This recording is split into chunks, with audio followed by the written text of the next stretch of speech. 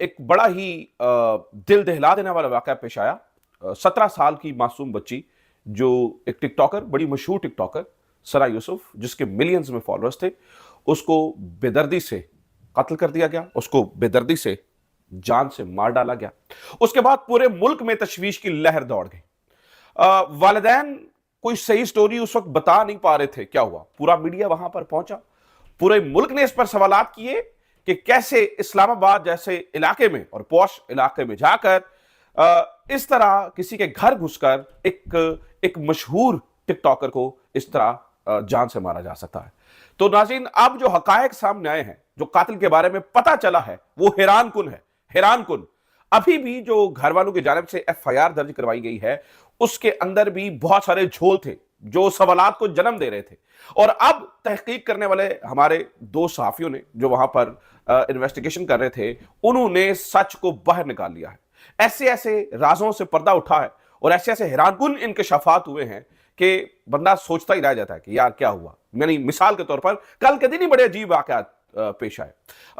सना यूसुफ की पुप्पो ने, यानी फलकनाज चित्राली ने बजाते खुद बताया कि भाई जब ये कातिल हमारे घर में दाखिल हुआ मास्क लगाए हुए, तो इसकी कुछ लम्हे गुफ्तगू हुई जो है ना वो हमारी भतीजी से। और फिर यह भी बताया गया कि सना यूसुफ ने पानी ऑफर किया उसको, और फिर कुछ देर बाद जो है वो फायरिंग की आवाज आई। तो ये क्यों हुआ, अब पता चला है कि ये सब कुछ क्यों हुआ। इसका खैर जिक्र एफआईआर बनी है, एफआईआर में तो कोई और ही कहानी। बहरहाल कल सना यूसुफ की एक दोस्त को कमरे में भी बंद किया गया था। तो अब एक मासूम बच्ची की जान गई है, घर वालों की जानिब से मतलब एम्बिगुअस चीजें की जा रही हैं, कुछ ऐसी एक्टिविटीज चल रही हैं जिनके बारे में पता नहीं चल रहा था। तो अब थोड़े राज खुले हैं। जो हमारे इस्लामाबाद के सीनियर सहाफ़ी कामरान यूसुफ साहब हैं, उन्होंने तो खैर इसका सारा कच्चा चट्ठा खोल दिया है कि कौन कौन मुलव्वस है। तो ये सारे वाकयात किस तरह से पेश आए, मैं ज़रा नाज़रीन आपके सामने रख देता हूँ, आपको अंदाज़ा हो जाए। सबसे पहले तो इस वकूवे की जो एफआईआर की गई करवाई गई है, वो जो मकतूला की वालिदा है उनकी जानिब से करवाई गई है। इस एफआईआर के अंदर जो है ना वो कुछ उसका मतन कुछ इस तरह से है कि इस्लामाबाद में मुकदमा सना यूसुफ की वालिदा की मुद्दत में दर्ज। पीर की शाम 5 बजे मुलजिम हमारे घर में दाखिल हुआ।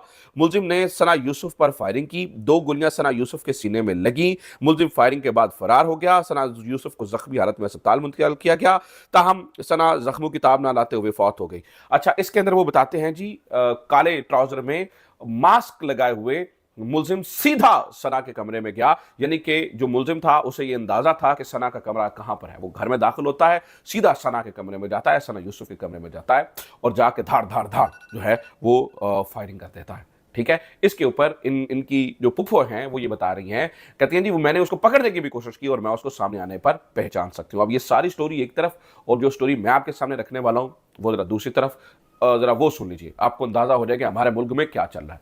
पहली बात तो ये है कि कल से जो कमेंट्स किए गए इस पूरे मामले के ऊपर वो भी बड़े अफसोसनाक है।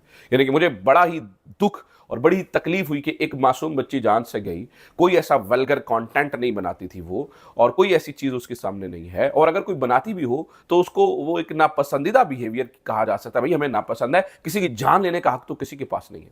लेकिन जो लोगों ने कमेंट्स किए, जिस तरह से कुछ लोगों ने जी कहा जी देखो अंजाम हो गया, बड़ा अच्छा हुआ, ऐसा ही होना चाहिए, इंतहाई अफसोसनाक। ये हमारे मुआशरे के बीमार होने की एक एक एक एक इंडिकेशन है कि भाई हमारा मुआशरा शदीद तरीन बीमार हो चुका है। वैसे तो बीमारी बड़े लंबे अरसे से हमारे में सरायत कर रही है। बहरहाल नाज़रीन, कामरान यूसुफ साहब ने इस बारे में कुछ देर पहले बताया। उन्होंने कहा जी पता चला है कि ये जो मकतूला का जो यानी कि जो कातिल है जिसने सना यूसुफ को जान से मारा, वो सना यूसुफ का कज़न है। कामरान यूसुफ ने बताया ऐन मुमकिन है कि वो सना यूसुफ का कज़न है और इसको गैरत के नाम पर कत्ल किया गया है। और नाज़रीन, कामरान यूसुफ साहब ये बताते हैं, उन्होंने कहा जी ऐसे मामलात में ऐसा होता है। अब जरा घर वालों की जो ये जो इस तरह का बिहेवियर है, शायद उसकी समझ भी आती है। कल हुआ ये था कि कल सना यूसुफ की कुछ दोस्तें आई थी ताज़ियत के लिए। वो रोते हुए अंदर गई और बाहर आई और वो चिल्लाते हुए आई, वो घर वालों पे चिल्ला रही थी। वो कह रही थी कि आपने खुद मरवाया है उसे, कुछ इस तरह की बातें कर रही थी वो। यानी हो सकता है गुस्से में कह रही हूँ, लेकिन उन्होंने ये बाहर निकल के बताया। अब शिराज अहमद शिराजी जैसे यानी और बहुत बहुत सारे लोग जो लम्हा बलम्हा वहां पे मौजूद थे, उनकी वॉल से बहुत सारी इंफॉर्मेशन मिलती है इस केस के बारे में, और कुछ हमने इधर उधर से पूछने की कोशिश की तो वो सारी चीजें जो है वो वेरीफाई हो रही हैं कि जो वहां से रिपोर्टिंग हो रही है वो एग्जैजरेशन नहीं है, वो सही इसी तरह के मामला है। तो वो पता ये चला कि जनाब उनकी उसकी दोस्त ने बाहर निकल के बताया जी मुझे सना के घर वालों ने कमरे में बंद कर दिया था। अब ये बात समझ में नहीं आती है। एक ऐसा है, देखिए एक नेचुरल बात है, जिस घर में फौतगी हुई होती है, जिस घर में मातम होता है, जिस घर में सूरत हाल इस कदर संगीन होती है, क्या वहां पर ये इतना टाइम होता है कि आप उस यानी कि मकतूला के दोस्त को कमरे में बंद कर देंगे? यानी कि कोई ना कोई गड़बड़ तो हुई है। यानी कि हो सकता है उन मकतूला की दो कुछ ना कुछ चल रहा हो, कोई ऐसी बात हो जिसका घर वालों को अंदाजा हो, वो आके कन्फ्रंट किया हो। अब बहुत सारे अब तो गुत्थियां सुलझेंगी।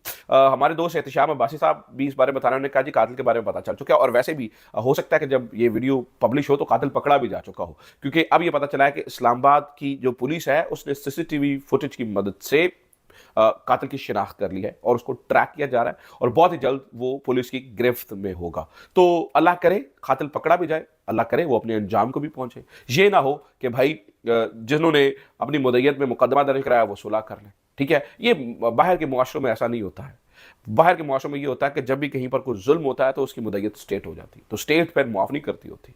ठीक है, तो स्टेट जो है ना वो फिर खिंच के रखती है। तो हमारे यहाँ तो बहुत कुछ हो जाता है। तो अल्लाह करे, मेरी दुआ है अल्लाह पाक से कि ये मामला जो कातिल है वो अपने अंजाम को पहुंचे। कुछ और खबरें भी हैं नाज़रीन कराम, पाकिस्तान के अंदर बहुत कुछ चल रहा है, वो भी आपके सामने रखने की ज़रूरत है। ख्वाजा आसिफ साहब ने एक स्टेटमेंट दी है, और ख्वाजा आसिफ साहब ने ये कहा है जी हम ये जो पीपी 52 समड़याल का इलेक्शन जीते हैं, ये फौज की जीत के नाम और मैशत की बेहतरी के नाम। पहली बात यह है कि जी फौज कोई इलेक्शन नहीं लड़ रही थी। ख्वाजा आसिफ साहब बारहा इसको जो है ना वो फौज को बीच में लेकर आ रहे हैं, और ख्वाजा आसिफ नहीं, सिर्फ ख्वाजा आसिफ जैसे और भी टाउट मैं कहूँगा वो लेकर आ रहे हैं। ठीक है, तो वो इलेक्शन किसने जीता है वो तो हमारे दोस्त मोहम्मद उमैर ने बता दिया है। वो उसके बारे में ये पता चला है कि जनाब जितने भी प्रिजाइडिंग ऑफिसर्स थे उनको एक दिन पहले कहीं ले जाया गया, और फॉर्म 45 पहले से दस्तखत शुदा दे दिए गए। उनके ऊपर किसी पॉलिटिकल एजेंट के कोई दस्तखत मौजूद नहीं है। तो पहले से पता था जो गलती 8 फरवरी को करने दी गई, यानी कि मीडिया को आज़ाद रिपोर्टिंग की, और मीडिया ने अपनी रिपोर्टिंग करके अपने हकायक इकट्ठे करके दुनिया को बताया भाई किसके पास कितनी सीटें आ रही हैं, उस गलती को इस दफ़ा रेक्टिफाई किया गया है, और रेक्टिफाई करके आज़ादाना रिपोर्टिंग की इजाज़त नहीं दी गई है। और जो कुछ नाजरीन जो कुछ गड़बड़ हो रही है वो आपके सामने ही है। बहुत सारे लोग जो है ना वो अब ये सवाल करना शुरू हो गए, बहुत सारे लोग इस बारे में पूछना शुरू हो गए, बहुत सारे लोग इस बारे में बात करना शुरू हो गए हैं कि भाई बताइए कि क्या जब नदीम अफजल चंद जैसे लोग कहते हैं कि ना हमें वोट पड़ा है ना नून लीग को वोट पड़ा है, पीटीआई का वोट तो 30,000 की लीड आपके पास कैसे आ गई? और बहुत सारे लोग फिर सवाल कर रहे हैं कि क्या फैसला कर लिया गया है फैसला साजों की जानिब से कि भाई पाकिस्तान तहरीक इंसाफ को जो जंग में उन्होंने हमायत की थी मुल्क की, रियासत की, और जिस तरह से वो खड़े हो गए थे, उसका ये सिला देना है, ये तरीकाकार इख्तियार करना है? तो बहुत सारे सवाल तो उठ रहे हैं, और भी काफ़ी सारी खबरें अगली वीडियो में डिस्कस करते हैं। अपना ख्याल रखिए, खुदा हाफिज़, पाकिस्तान जिंदाबाद।